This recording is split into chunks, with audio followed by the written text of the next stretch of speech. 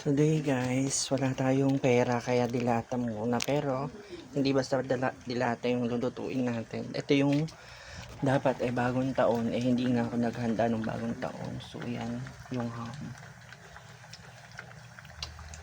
Yung lulutuin natin, yung ham. So kunyari bagong taon lang. Kaya nung bagong taon, malungkot kahit walang handa. Pero hindi naman talaga naghanda kasi hindi, kung maganda nga ako nung gipit, kulang sa pera, diba? Sabayan pa na may sakit ka, so hindi siya talaga ano, hindi talaga siya good na maghanda ka pa or gumastos ka pa.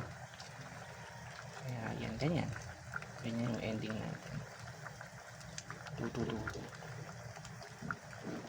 hintayin lang natin siyang maprito ng maayos.